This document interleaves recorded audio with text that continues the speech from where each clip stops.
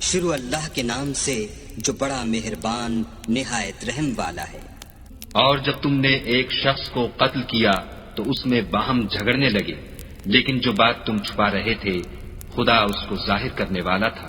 تو ہم نے کہا کہ اس بیل کا کوئی سا ٹکڑا مقتول کو مارو، اس طرح خدا مردوں کو زندہ کرتا ہے اور تم کو اپنی قدرت کی نشانیاں دکھاتا ہے تاکہ تم سمجھو۔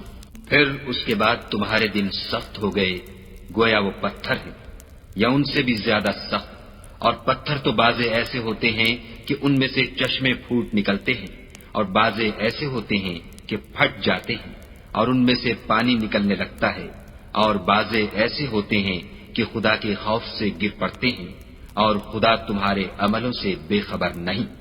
مومنو، کیا تم امید رکھتے ہو کہ یہ لوگ تمہارے دین کے قائل ہو جائیں گے؟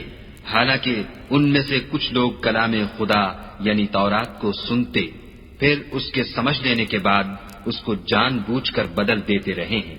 اور یہ لوگ جب مومنوں سے ملتے ہیں تو کہتے ہیں ہم ایمان لے آئے ہیں، اور جس وقت آپس میں ایک دوسرے سے ملتے ہیں تو کہتے ہیں جو بات خدا نے تم پر ظاہر فرمائی ہے وہ تم ان کو اس لیے بتائے دیتے ہو کہ قیامت کے دن اسی کے حوالے سے تمہارے پروردگار کے سامنے تم کو الزام دیں۔ کیا تم سمجھتے نہیں؟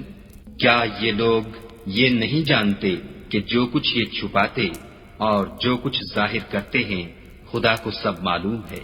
اور بعض ان میں ان پڑھ ہیں کہ اپنے خیالات باطل کے سوا خدا کی کتاب سے واقف ہی نہیں، اور وہ صرف ظن سے کام لیتے ہیں۔